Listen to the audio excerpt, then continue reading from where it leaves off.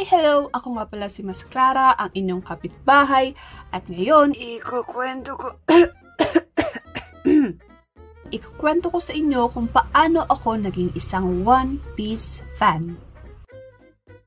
Gusto ko muna sanang mag-umpisa sa anime journey ko, pero gusto ko nang mag-shortcut sa pagiging One Piece fan ko. Sa totoo lang, hindi ako super fan ng One Piece noon. Take note, noon yun ha? Noon kasi, mas preferred ko na tapos na muna yung buong story bago ko siya panoorin. Pero noon lang yun. Ngayon medyo nagbago na. Ang super fan talaga ng One Piece ay si Vincent. Madalas niyang kinukwento yung One Piece kapag magkasama kami sa date, gala, or kung wala man kami mapag-usapan. One Piece yung lagi niyang ino-open na topic. Wala namang kaso sa akin kasi nanonood din naman ako ng anime, hindi nga lang One Piece kasi nga hindi pa tapos yung story at ang haba. Uy, matagal pa matatapos yung One Piece, kaya mas okay kung uumpisahan mo ng manood. Para na rin makarelate ka pag nagkukwento ako. Tsaka na pag malapit nang matapos. Ay, ang hindi ko alam.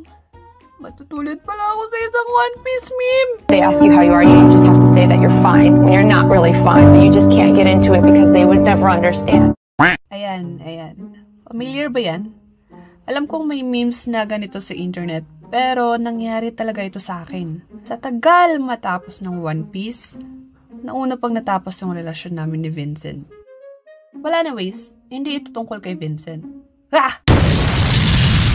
Well, anyways, makaraan ng taon, wala na akong mapanood. Tapos, naalala ko yung One Piece.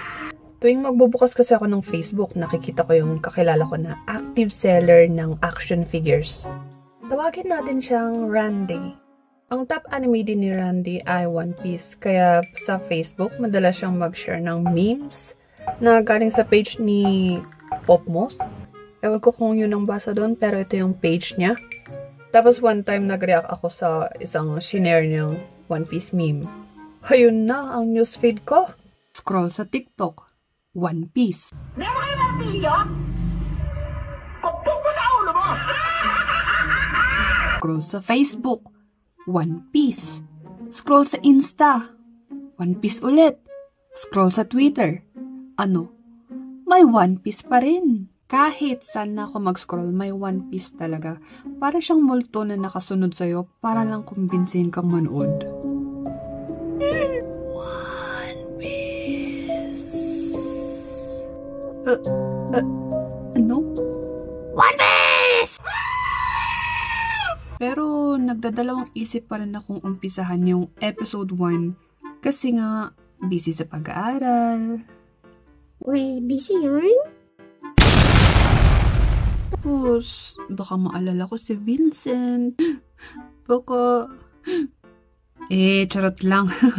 Nakamove on na ang lolo mo, no?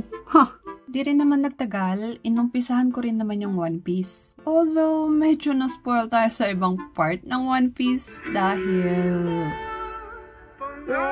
kalat sa social media ang One Piece. Kaya umiyos muna ako sa mga fan pages, sa Facebook, at pati na rin sa TikTok kasi as in kalat talaga siya. Mag-e-effort ka talaga kung ayaw mong ma-spoil unless okay lang sa'yong ma-spoil. Sa unang arc ng One Piece, para sa akin sobrang saya. Well, siguro para sa iba, sasabihin lang mababaw ako kasi nakikita ko dun sa TikTok may mga nagsasabi na, or TikTok or Facebook, kahit sa social media, may nagsasabi na One Piece only gets better when it's already this episode, that episode. Pero sa bagay nga naman, magkakaiba tayo ng opinyon sa mga bagay-bagay. Ang hindi lang tama ay ipagpilitan kung ano yung nasa isip natin. Hindi dapat ganun. Ilang buwan din bago ako nakaabot sa latest sa sobrang haba. At walang skip yan. Oo, tinitignan ko yung mga nag-skip dyan sa likod. Hindi talaga ako nag-skip kasi ganun ako ka-dedicated sa One Piece. Pero, yun nga, syempre kailangan ko pa rin ipagsabay yung panonood ko sa schoolworks at mga gawaing bahay. Kasi nung time na yun, nag-umpisa na rin kasi akong humiwalay ng tirahan, kaya ako lahat sa bahay. Siguro mga 4 o 5 buwan bago ako nakarating sa latest. Grabe, ang tagal din. Nang makaabot ako sa latest episode, may nangyaring hindi inaasahan. Sabihin na nating pinakamabigat na pangyayari para sa akin, at hindi ko na idedetalye yun, pero habang pinagdadaanan ko yun, One Piece din yung naging sandalan ko ng mga araw na yun.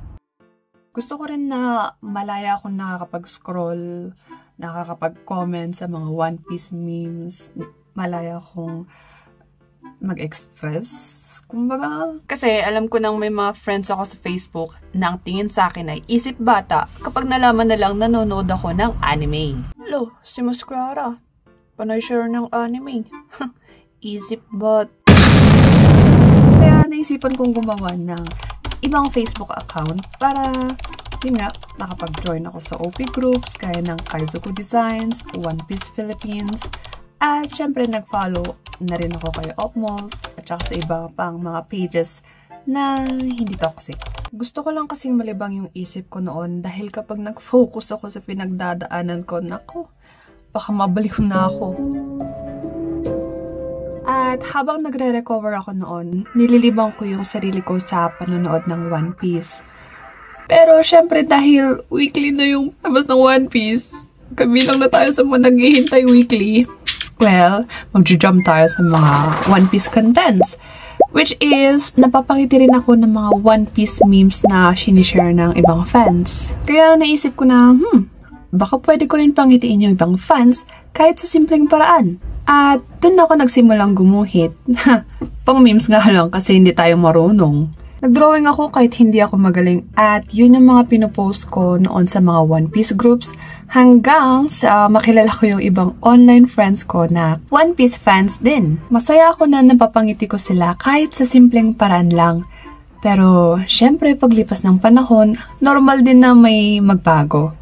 Naging madalang na lang yung paggawa ko ng memes. Kaya yung ibang kaibigan ko online, nawala rin sila.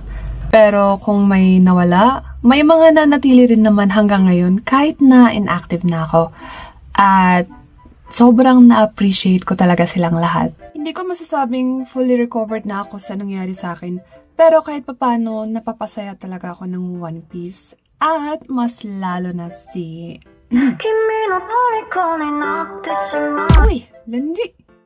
Ang ibig kong sabihin, naging happy pill ko na yung One Piece kasama ng mga nakilala ko na naging online friends ko kahit na hindi ko sila na-meet in person. Pero hindi lahat positive pagdating sa fanbase.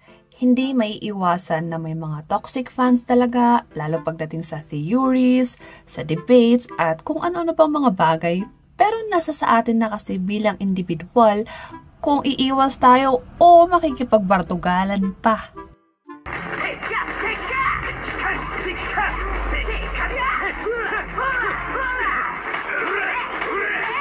May mga nakasalumuhan na rin kasi ako noon na One Piece fans na as in toxic talaga. Yung iba nasa group chat, yung iba nasa comment section ng kung ano-anong social media. Pero yun nga, may choice naman tayo kung iiwas tayo sa kanila o makikipagbartugalan sa kanila sa social media. Kanya-kanyang trip yan. Ang masasabi ko lang, masaya ako na sinimulan ko yung One Piece kahit na hindi pa siya tapos kasi baka mauna rin akong matapos pag One Piece.